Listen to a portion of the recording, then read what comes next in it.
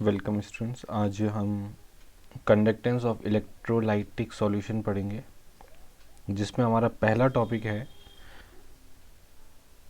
Conductivity. लेकिन उन सब चीज़ों को समझने से पहले हमें कुछ बेसिक टर्म्स आनी चाहिए। तो पहला बेसिक टर्म है रेजिस्टेंस। रेजिस्टेंस को आर से दिखाते हैं। रेजिस्टेंस वैसे फिजिक्स वगैरह में हम पढ़ते हैं। रेजिस्टेंस का मतलब है obstruction in the flow of current. जब कोई करंट फ्लो करता है तो उसको रोकने के लिए रेजिस्टेंस होते हैं। रेजिस्टेंस बॉक्स, अगर जो आपने फिजिक्स में देखा होगा तो रेजिस्टेंस बॉक्स होता है एक, उसमें हम अलग अलग रेजिस्टेंस लगाते हैं तो वो करंट को ऑब्स्ट्रक्ट करता है। रेजिस्टेंस की जो यूनिट है उसकी यूनिट है ओम, जिसको इस सिंबल से दिखाते हैं। अब रेजिस्टेंस किस फैक्टर्स पे डिपेंड करता है? तो रेजिस्टेंस डिपेंड करता है लेंथ पे। जैसे ये एक वायर है, तो वायर का जो लेंथ है, दूसरा वायर का क्रॉस सेक्शनल एरिया, और तीसरा है रेजिस्टिविटी। तो रेजिस्टिविटी पे हम बाद में बात करेंगे। तो ये दो फैक्टर होते हैं जिस पर रेजिस्टेंस डिपेंड करता है। कैसे डिपेंड करता है? तो resistance is directly proportional to length. जितनी ज़्यादा लेंथ होगी रेजिस्टेंस भी उतना ही ज़्यादा होगा।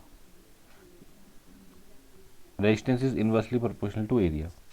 एरिया ज़्यादा होगा तो रेजिस्टेंस कम होगा, एरिया कम होगा तो रेजिस्टेंस ज़्यादा होगा। और ये जो प्रोपोर्शनैलिटी का साइन है इसको हम हटाते हैं, तो इसको हटाने के लिए हमें कांस्टेंट का यूज़ करते हैं। ये जो कांस्टेंट है इसको रो कहते हैं। ग्रीक वर्ड है रो, RHO। और इसको हम कहते हैं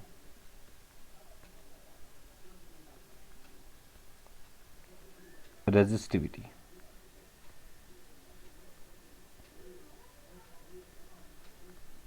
रेजिस्टिविटी इसको कहते हैं, और इसका दूसरा नाम भी है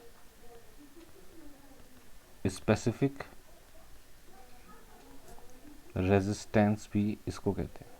तो ये आपको थोड़ा अटेंशन देना है कि रेजिस्टेंस अलग होता है और स्पेसिफिक रेजिस्टेंस अलग होता है, दोनों में डिफरेंस है।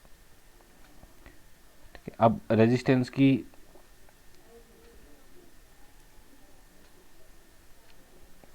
ये जो फॉर्मूला है रेजिस्टेंस का, इससे हम एक चीज़ और निकालते हैं। हमने ये देखा कि resistance is equal to rho L upon ए।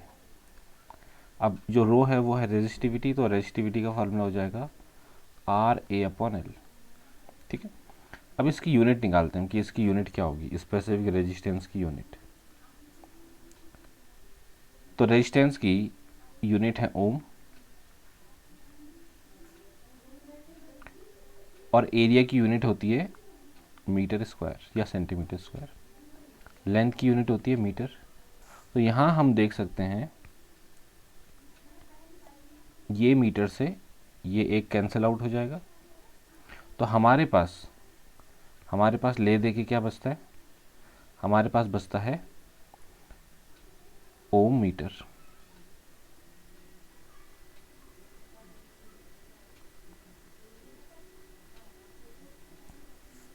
तो ये जो ओम मीटर है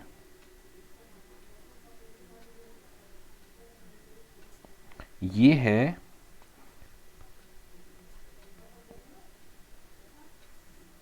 it is the unit of resistivity. तो रेजिस्टेंस की यूनिट है ओम, रेजिस्टिविटी की यूनिट हो गई ओम मीटर। ठीक है, आई थिंक ये काफ़ी अच्छे से आपको समझ में आ गया होगा। अब हम अपने दूसरे टर्म की तरफ चलते हैं। मैं इसको मिटाता हूँ, आप स्क्रीनशॉट लेना चाहो ले सकते हो 5 सेकंड के अंदर।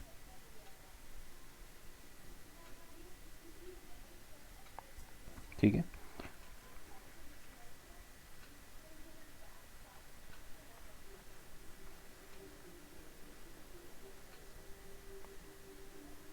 दूसरा है हमारा कंडक्टेंस।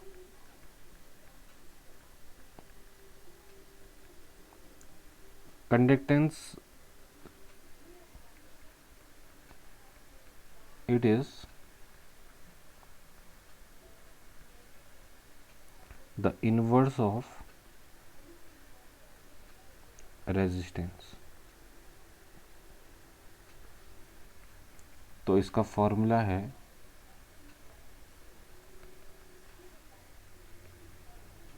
कंडक्टेंस को यहाँ पे G से दिखाते हैं।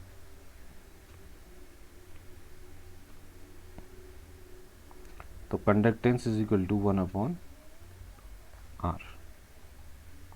अब आपको ये पता होगा कि R का फॉर्मूला है रो L/A। तो यहाँ पे हम एक और टर्म को इंट्रोड्यूस करेंगे। ये जो फॉर्मूला है कुछ इस प्रकार से हम लिख देते हैं इसको,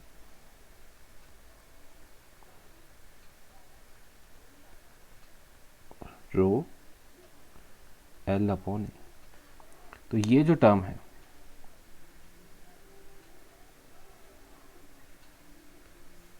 ये है, इसको हम लिखते हैं कंडक्टिविटी। कंडक्टिविटी और बहुत ही ज़्यादा इम्पॉर्टेंट है। कंडक्टिविटी को दिखाते हैं कापा से। चलो मैं इसको अगले उसमें इंट्रोड्यूस करता हूँ, आप कंफ्यूज हो जाओगे नहीं तो ये हमारे पास एक फॉर्मूला आ गया,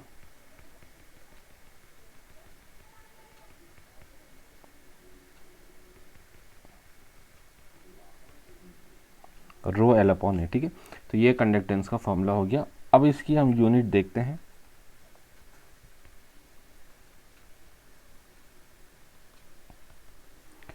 इसकी जो यूनिट है,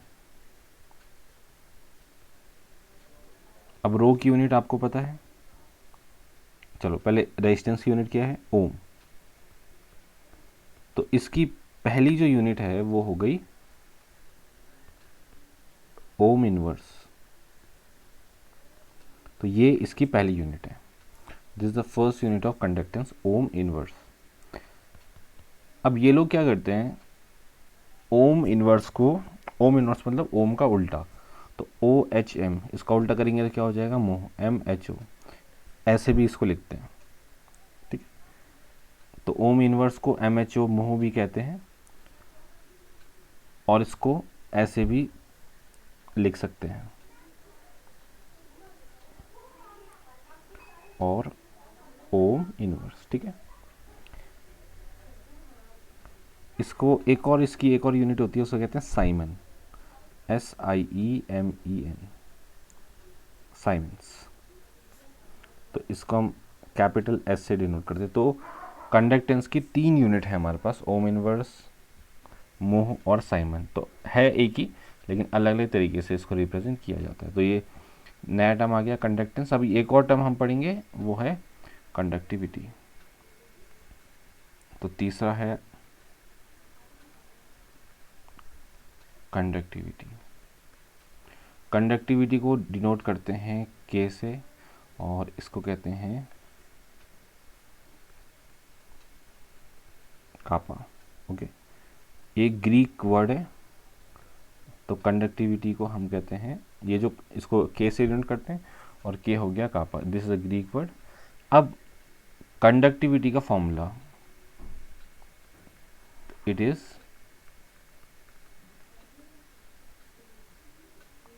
inverse of resistivity.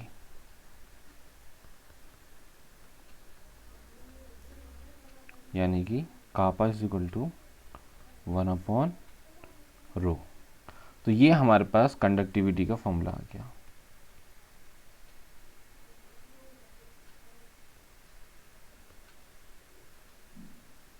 Kappa is equal to 1/ρ। वहीं कंडक्टेंस का फॉर्मूला ये था।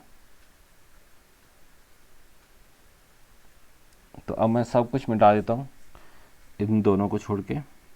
बस आप नोट करना क्या क्या हमने लिखा था।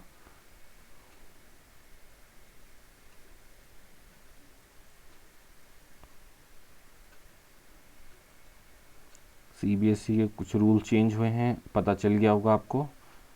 तो बहुत ज़्यादा इम्पॉर्टेंट है, गवर्नमेंट के रूल चेंज होते जा रहे हैं और अब वो पैटर्न नहीं रहा बोर्ड का, आपको सब पता है। और कुछ समय मैं भी कुछ नहीं बताऊंगा, अभी स्कूल वाले आपको खुद बताएंगे, बाकी आपको पता है क्या हो गया है। और अब आपके जो पेपर हैं वो कब कब होंगे, लेकिन सिलेबस तो वही है।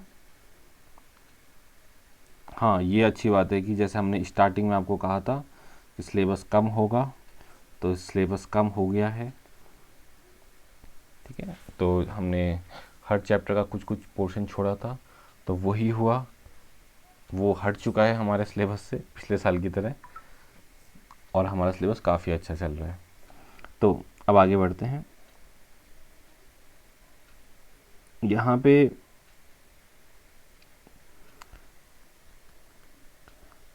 कापा की वैल्यू है इतनी, तो ये हो जाएगा रो इज इक्वल टू 1 अपॉन कापा। तो यहाँ पे रो की वैल्यू जो है उसको पुट करेंगे, तो आप देखो जी इज इक्वल टू 1/रो, ए अपॉन एल है। अब 1/रो कितना हो जाएगा, 1/रो है के कापा के बराबर, तो ये हो जाएगा कापा ए अपॉन एल। तो यहाँ पे हमारे पास रिलेशन आ गया कंडक्टिविटी और कंडक्टेंस में, हमारे पास रिलेशन आ गया कंडक्टिविटी और कंडक्टेंस में, ठीक है। तो ये हमने अभी 3 बहुत इंपॉर्टेंट टर्म्स देखे। तो कल हम इन सारे टर्म्स पे बात करेंगे, और बहुत सारे और टर्म्स आएंगे। क्या क्या टर्म्स आएंगे, एक आएगा सेल कांस्टेंट आएगा, एक आएगा मोलर कंडक्टिविटी। तो बहुत ही इंपॉर्टेंट पोर्शन में हम जाएंगे, ठीक है। तो आज के लिए इतना ही करते हैं हम। Okay, thank you.